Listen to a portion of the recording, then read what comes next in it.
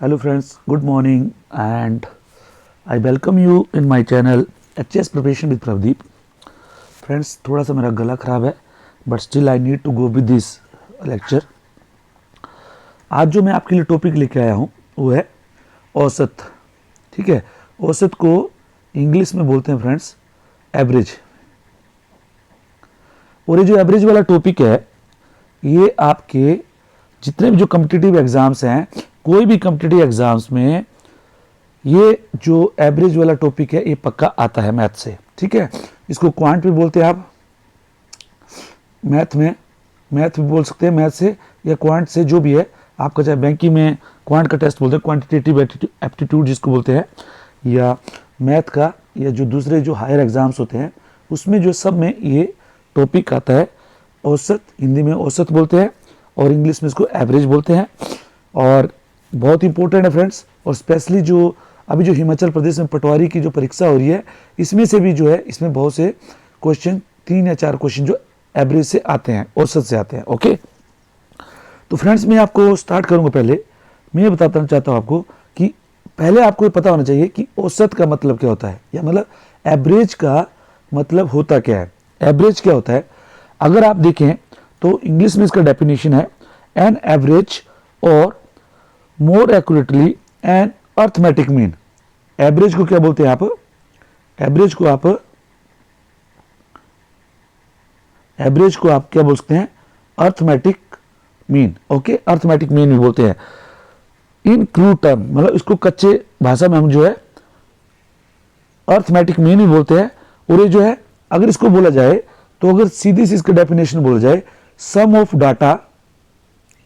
Of data divided by total number of data. तो ये जो इंग्लिश में है औसत गणित की एक मूलभूत अवधारणा है जो हमारे दैनिक जीवन में जगह उपयोग होती है. हाँ, ये संख्या का समूह को केंद्रीय मान बताते हैं. ये सब जो है सब टेक्निकल टर्म है. अगर आप सिंपल सा माना जाए तो औसत का मतलब होता है कि अगर मान लो ये लाइन है, एक लाइन है, ये लाइन है, तो अगर देखा जाए तो इसका अगर औसत लेना है तो इसका mid point, that is called average. ठीक है, जिसको बोलते हैं मिड पॉइंट या इसको अर्थमेटिक मीन. अब जो है इसको सिंपल दूसरी भाषा में बताता हूं मैं आपको. औसत का मतलब होता है ये पूरा आपका mid point. Okay, mid point, ये सॉरी मैं एग्जैक्ट नहीं बता रहा हूं, औसत मतलब यहां से यहां तक और यहां से यहां तक बराबर दूरी. ओके, तो मिड पॉइंट मतलब अब आप जो है यहाँ पे आपको पता है मैथ जो पूरा होता है पूरा डाटा से रिलेटेड होता है. ठीक है, इसमें नंबर से रिलेटेड होता है. तो अगर हम नंबर की बात करें तो मैं 3 नंबर लेता हूं. ये मैंने 3 नंबर लिए, मान लो 4, 5, 6. अगर मेरे को इसकी एवरेज निकालनी है तो ये कंटिन्यूस में है तो मैं सीधा सा बोलूंगा मिड पॉइंट में कौन सा इसका 5, तो इसका एवरेज क्या होगा 5. अब मैं बड़ी सिंपल से अब दूसरी तरीके से मैं बताता हूं आपको. अगर आपको देखा जाए तो मैथ के अनुसार जो है कैसे है इसका 4 + 5 + 6 कितना हो गया 4, 5, 9, 6 और 15 मतलब number of data divided by total number data, sum of data. Sum क्या है इसका, सभी जो है अंकों का जोड़ डिवाइडेड बाय कितने अंक है टोटल, कितने अंक हैं 1, 2, 3, 3 5 = 15 या 3, 5, 15. तो क्या है एवरेज 5.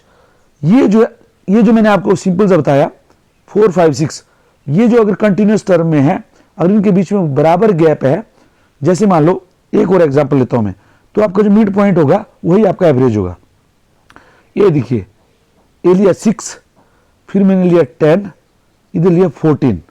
ये देखो 6 + 4 कितना 10, 10 + 4 14, मतलब बराबर है गैप.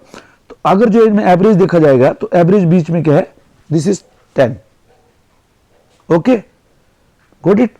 क्यों, अब आप इसको जो फार्मूले के अनुसार करोगे 6 + 10 हो गया 16, 16 और 14 हो गया 30, 30 डिवाइडेड बाई 3, 3 दाया 30 मतलब 3 10 सा, तो इसके 10 जो है एवरेज. ओके, अब एक और एग्जांपल देता हूं मैं आपको. 1, 2, 3, 4, 5, 6, 7, 8, 9, 10. ओके, अगर मैं इसका देखा जाए तो इधर मैंने 4 टर्म इधर ले ली, 4 टर्म इधर ले ली।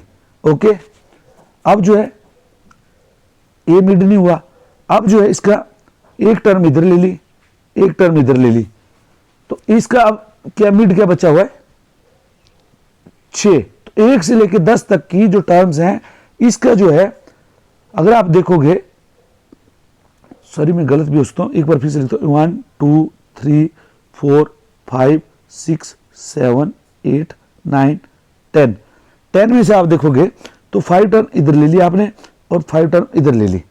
ठीक है, तो इसका मिड पॉइंट क्या है, आधा है ना 5 और 6 के बीच में, तो दिस इज 5.5। तो ये क्या है, इसका ये कंटिन्यूस टर्म है और इनका जो आप देखोगे कोई इसमें बीच में कोई गैप नहीं है, 1 का डिफरेंस है, तो ये क्या हुआ एवरेज उसका 5.5। कई बार ऐसा भी आपको क्वेश्चन आता है कि संख्या 1 से लेकर 10 तक का एवरेज क्या है, तो सब लोग जोड़ने लगते हैं 1 2 2 1 और 2 3 3 6 4 10 15 6 21 7 28 8 36 और 9 45 10 55 55 divided by 10 this equal to 5 2 10 11 5 55 2 5 10 5.5। Okay, तो ये जो आपको ये बड़ा मैं आपको बड़ी सिंपल से और जो बहुत साधारण से टर्म्स में ये आपको मैथ में करवाऊंगा। ओके फ्रेंड्स, मैं आपको बताना चाहूंगा कि अगर आपको ये वीडियो अच्छा लग रहा है तो प्लीज कमेंट जरूर करें। ओके, औसत की परिभाषा और महत्व, औसत की समूह की सभी संख्याओं का योगफल है। किसी जितने भी जो औसत जो है सभी जो संख्याएं हैं उसका योगफल है, जिसे संख्याओं की कुल गिनती से विभाजित किया जाता है। मतलब जो है सब संख्याओं का, अगर मान लो संख्या आपके पास 5 संख्याएं हैं, 5 संख्या कौन सी है, जैसे मान लो 3 4 5 6 7, ठीक है, ये जो है आपकी 5 संख्या है, तो इनका योगफल क्या हुआ, अगर मैं तो ऐसे 3 4 7 5 12 18 7 25 divided by 5 this is equal to 5। तो ये सब संख्याओं का योगफल और उसके बाद कुल गिनती जो जितनी संख्याएं होती है उससे विभाजित किया जाता है। यह केंद्रीय प्रवृत्ति का एक माप है कि मतलब सेंट्रल टेंडेंसी। सेंट्रल टेंडेंसी अगर देखा जाए तो एवरेज अगर यहाँ पे देखिए ये दिया है ना, त्रकड़ी दी है ना, इसको तराजू बोलते हैं, ये जो है ये एवरेज नहीं है। एवरेज तभी होगा जब ये बराबर हो जाएंगे। ओके, डेटा विश्लेषक में सहायता, मतलब सेंट्रल टेंडेंसी क्या है कि सेंटर की तरफ जो है बिल्कुल सेंटर में। ठीक है, अगर आप देखा जाए तो एवरेज का दूसरा टर्म क्या है, that is in centres. Okay, अभी क्या है, ये सूत्र जो है ये सूत्र दिए गए हैं। ठीक है, सूत्र से आपको ज्यादा कुछ लेना देना नहीं है। यहां पे देखिए, ये देखिए इन्होंने दिया हुआ छात्रों के साथ, ओके ओके ये दिए चीजें। ठीक है, तो ये अलग अलग इसमें दिए हुए हैं। अभी जो है यहां पे मैं आपको कुछ जो है बड़े शॉर्टकट चीजें बताता हूं। ठीक है, शॉर्टकट चीजें ऐसे बताता हूं कि ताकि आपके एग्जाम में आपका फंडा क्लियर हो जाए। अगर आपको दिया जाता है, जैसे कई बार ऐसे दिया जाता है कि आपको जो 3 संख्या दी होती हैं, जैसे दिया होगा 10 20 30, तो इसमें अगर आपको बताएंगे तो सेंटर में को क्या है बिल्कुल बराबर, तो इसमें कौन सा है 20 होगा इसका। ओके, 20 होगा। अब कई बार क्या होता है क्वेश्चन जो अलग अलग आते हैं। ठीक है, अब जैसे होता है कई बार क्या होता है एग्जाम में कि जो 30 लड़कों की क्लास में जो एज है, ठीक है, जो एवरेज है एज जो है 30 बच्चों की क्लास में जो है 14 ईयर्स है। ठीक है, आपको बोला जाएगा कि एक एग्जाम बड़ा सिंपल सा, इधर देखता हूं मैं,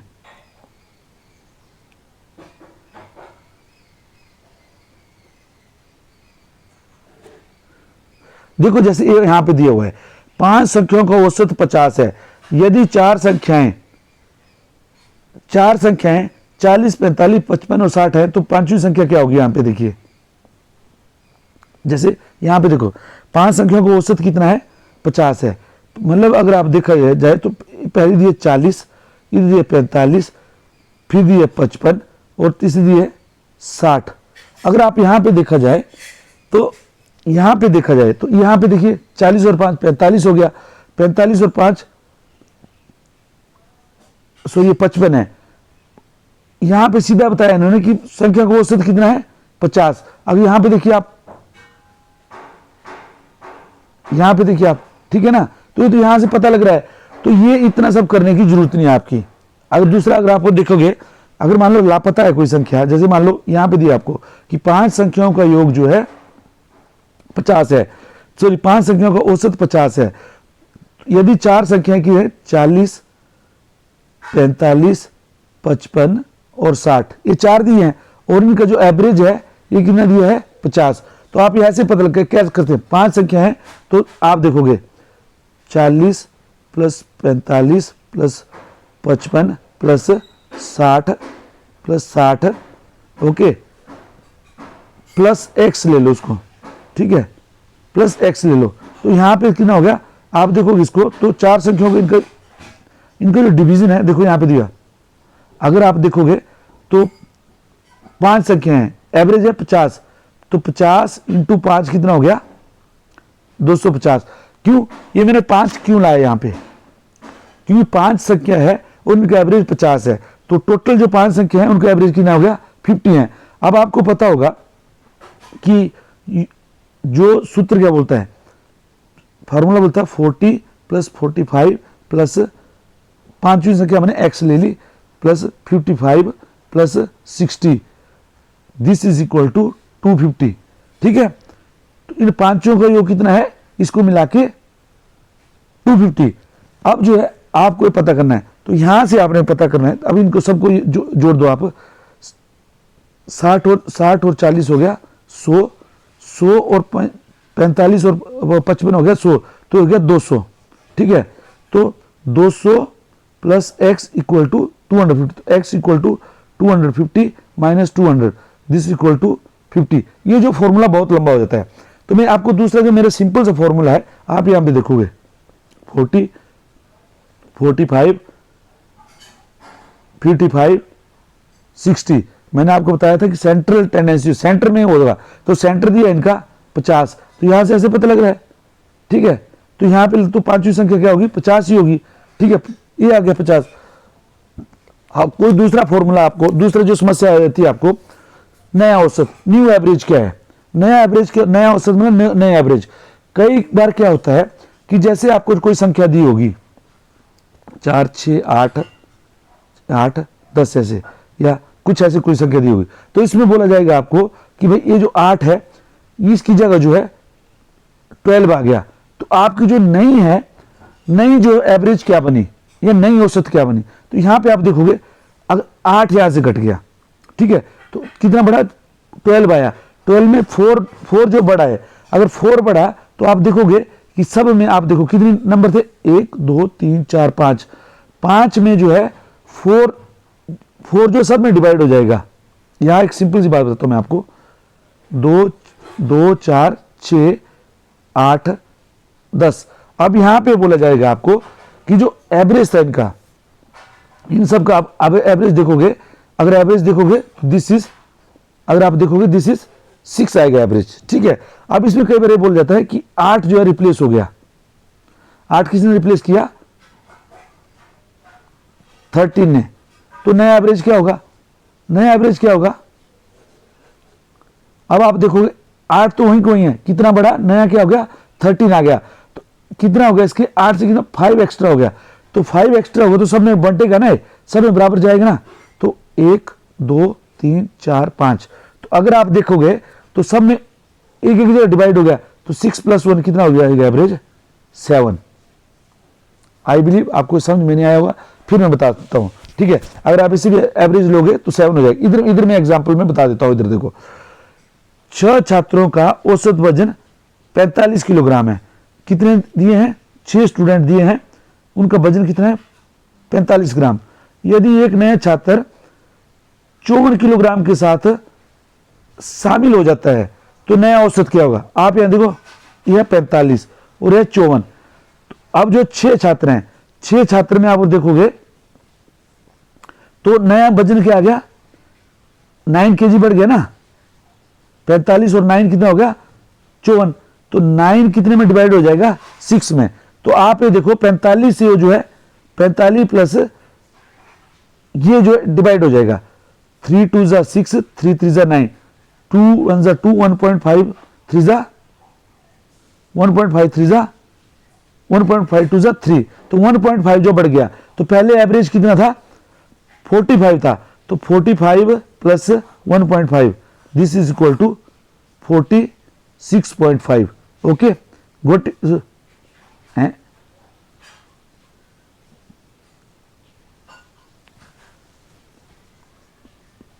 सॉरी ये 9 6 3 2 6 3 3 9,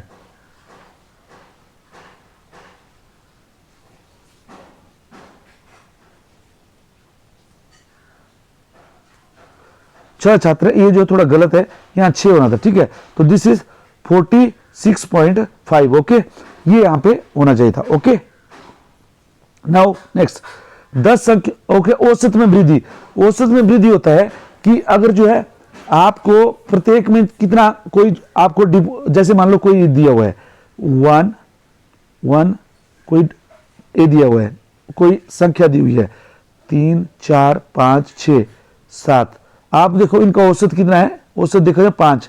अभी सब में बोलते हैं कि अगर जो है 5 और ऐड किया जाता है, तो सब में 5 ऐड किया जाता है, औसत में कितना वृद्धि हो जाएगी, जो पहले का औसत था उसमें वही जोड़ दो, 5 + 5 = 10। ठीक है फ्रेंड्स, ये जो मेरा एक छोटा सा वीडियो था आप लोगों को बताने के लिए। अगर आपको विस्तृत में जानकारी चाहिए या ज़्यादा आपको क्लास चाहिए, तो प्लीज़ आप जो है मेरे साथ ऑनलाइन क्लासेस ज्वाइन कीजिए, आपको जो है पूरा इसका आइडिया मिल जाएगा। Thank you.